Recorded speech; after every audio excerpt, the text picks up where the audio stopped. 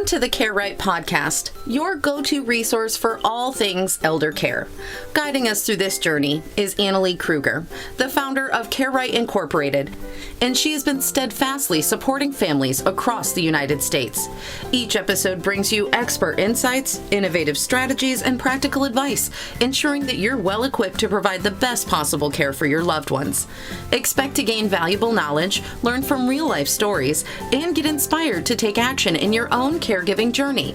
So buckle up as we dive into an in-depth discussion of elder care planning and together embrace the journey of caring for aging loved ones on the Care Right podcast. Hi everyone, my name is Annalee Kruger with Care Right Incorporated. We work with families all across the country developing customized aging plans. Most of the family members who come to us are the burned out sons and daughters who have been tending to their parents' needs for a period of time and are realizing that missing work and having to jump on crisis airfare plane, getting crisis airfare tickets and taking time away from their own families to then try to figure out how to best support their parents has taken a toll on them emotionally, physically, financially, relationship-wise with their spouses, with their own family members, with their siblings, and often with their aging parents as well. So we work with families virtually since 2011 in facilitating family meetings and helping families sort out and think about different care solutions and care options based on their goals and what they can afford. So part of what we do with Care Right is a lot of education and just consumer awareness with this Caregiver Crisis podcast. And today I'm really excited to talk with Jack. He is our guest today. He's a family caregiver, and I wanted him to share his unique story and his background and what's going on with him and his wife and a very powerful cause that he's a big part of. So Jack, take it away. Tell us about you and what your situation is, and we'll just go from there. Thank you, Annalee, and thanks for anybody that's listening to this, because I'm sure we're not unique. My wife's name is Linda, so Jack and Linda, we're not unique with anybody else that's dealing with difficult diseases. So Linda and I have been married 10 years, and we both lost our spouses of 30 years to cancer. And it was a pretty bleak time, and then we found each other and life was good again. We have a blended family. She has two sons, I have two sons, and they have their families. And we had two homes, one in Toledo, Ohio, one in Naples, Florida. And then as this progressed, we realized we had to simplify our lives. And we have now settled full-time in Naples, Florida. But for most of that time, 10 years, in fact, next month is going to be our 10th year anniversary. Oh, happy anniversary. Thank you. Thank you. Most of that time has been really pretty special. I mean, we've had a chance to travel to Europe and Asia and different places, and our families have gotten along well together. And frankly, life was good. And then in about 2018, Linda started acting differently, and she complained about dizziness. And so go to the doctor, find out what's going on. Well, it ended up being a lot more complex than that. We ended up going to 10 doctors, and each one was looking at their own specialty. One said, well, it might be her pacemaker. They ruled that out. One might be cancer, ruled that out. So on and on. 10 doctors, they all ruled out what it wasn't or what it was. And then finally, our primary care physician in Ohio sent us to the ProMedica Neuroscience Center.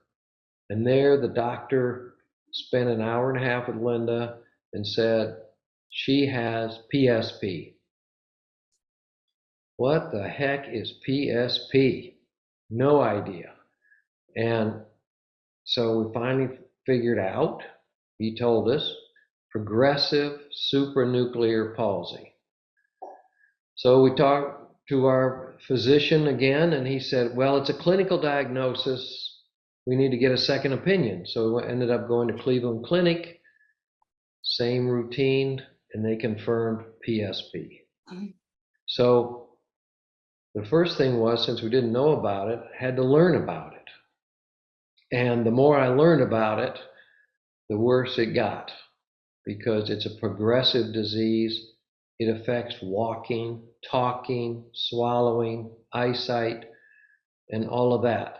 So we went from not knowing anything about PSP to carrying this card, which is a medical alert card, that says I have a rare brain disease called progressive supranuclear palsy.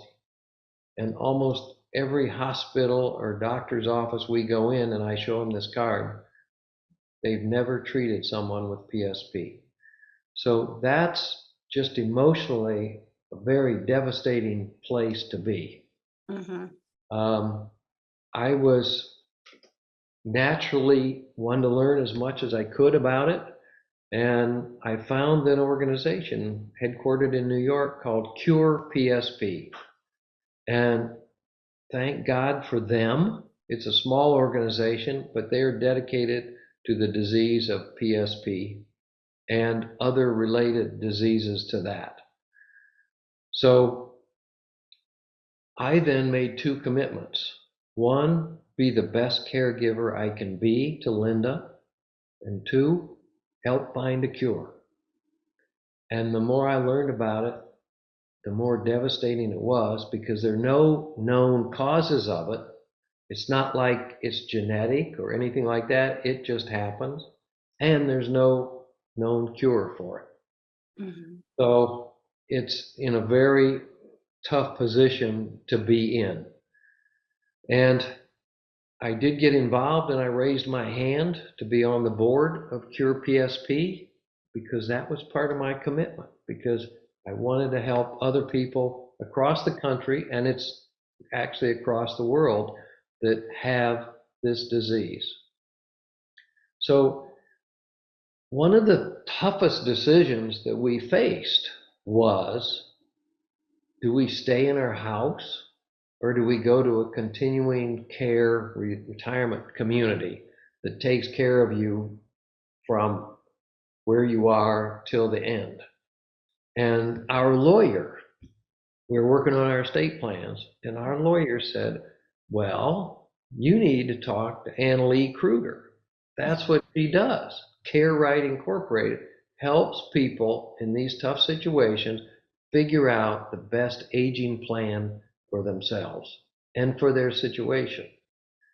So Annalee came over, met with Linda and I, and she got a good sense of our situation and the disease. And then she talked with all four of the families. And where are you about this disease? And they were all very supportive of it, but they don't live next door to us either.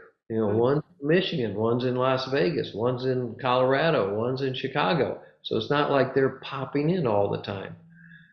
And so she did her analysis, fresh eyes, research, and all of this. And honestly, Annalee, I thought you were going to recommend that we go into one of the continuing care places, which there's some beautiful places here in Naples, Florida. But she said, look, the way those places are set up compared to the way Linda's disease progresses doesn't really match up.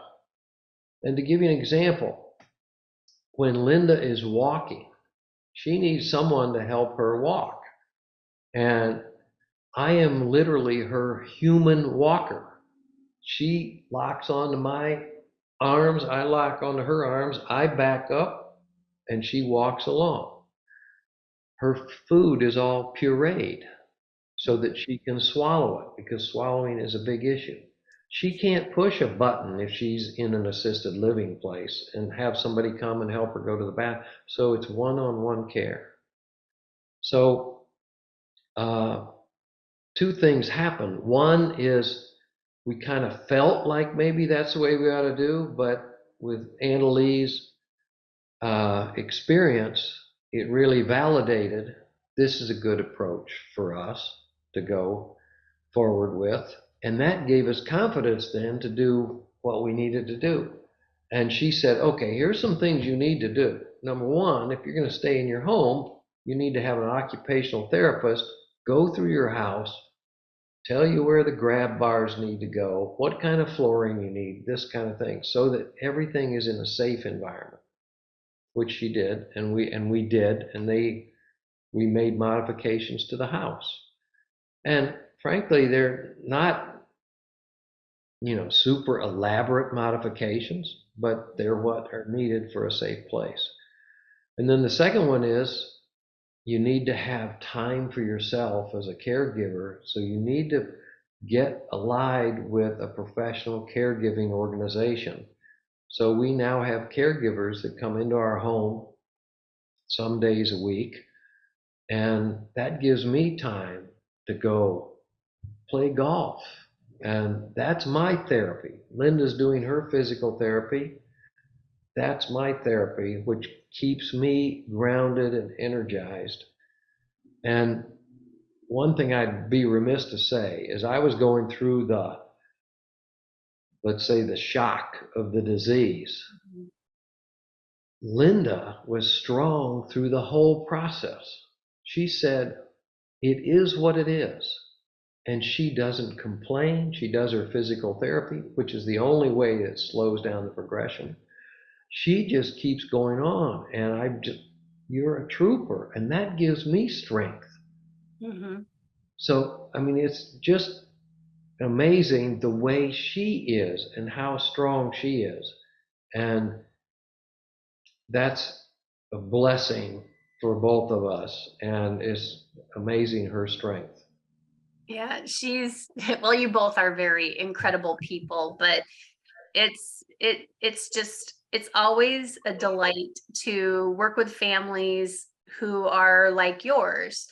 You've had conversations about the what whens of aging and what, kind of feeling out what are our goals as we age. And so when I came in the picture, it was just kind of, here's some different considerations. Here's based on what your unique situation is, your goals, your entire situation. It just depends on what makes the most sense for that particular family. But it's great to work with families who have had dialogue and who have had conversations, because this caregiving journey and this aging journey and chronic disease progression journey, it's hard. And so the more that families can work as a team and communicate effectively, Right. the better. There's all sorts of communication that happens, but it's got to be effective and productive communication. Believe me, your family, I did not have to do any mediation with, so that's always you guys get along. Yeah, they have been very supportive. And Yeah. so every day I wake up, how can I be the best caregiver I can to Linda? And how can I move the ball forward to find a cure? Mm-hmm. And this is, if you allow me, I'd like to make a plug for Cure PSP, because next month there will be the 20th annual walk for PSP in Marco Island. And it is dedicated to the research for this disease. And the interesting thing about PSP is it is related to Alzheimer's, it's related to Parkinson's. So for instance, last year we raised $250,000 for neuro stem cell research. And there is an institute that does that. Well, it's not only for PSP, it is moving the cure possibility for both Alzheimer's and Parkinson's and PSP. One of the reasons they like to do research with PSP is because it progresses faster than Parkinson's or Alzheimer's. So they get results faster, so if any of your listeners or viewers are so moved, if you go to curepsp.org, you can make a donation or come to the walk in Marco Island if you want to have a beautiful walk around a lake. And or do both. Very welcome. Or do both. Exactly. Do both. Right. There's worse places to be in March than Florida. And thank you to CareRight for making a donation already for Cure PSP and for the walk. Well, your stories are just touching, and just seeing the journey that that your whole family has been on, but more specifically you and Linda, because you're in the day-to-day of it, right?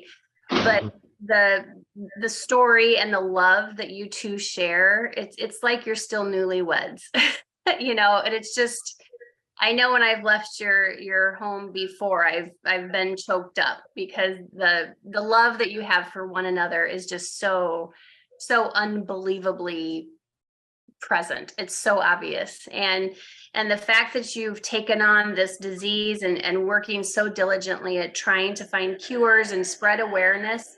The awareness is such a big piece of it because there's a lot there, like you said, people don't know what it is.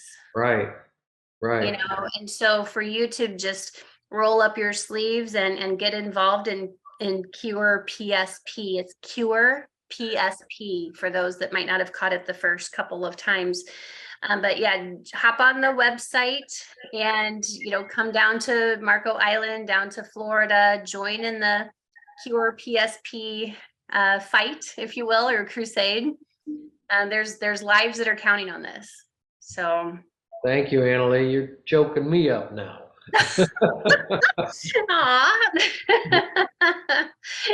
Another first for this walk is it's the 20th annual, and NBC2 is going to cover it.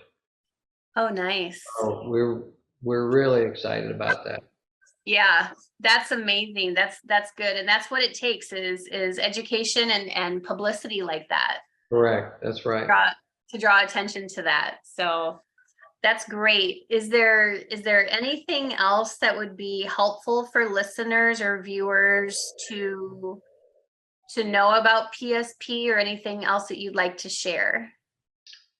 I really just want to say thank you to you, because you helped us with one of the toughest decisions that anybody makes in their life. So thanks to you, Annalee. Well, you're welcome. You're welcome, and thank you. And Jack, thank you so much for sharing your story. I know this is going to touch so many people's lives and their heartstrings, and you never know, you never know who's listening or watching to this, and they have the same situation that you and Linda do. So thank you very much. You're welcome. Thank you, Jack. Thank you for tuning into the CareRight podcast. We hope today's discussion has provided you with valuable insights. If so, don't forget to like, subscribe, and share our podcast with others who might find it helpful.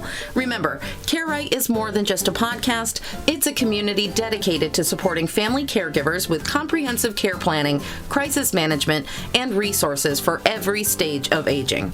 Stay connected with us for future episodes as we continue to explore essential topics in aging planning, elder care, and financial planning. Until next time, take care, plan wisely, and remember, you're not alone in your caregiving journey.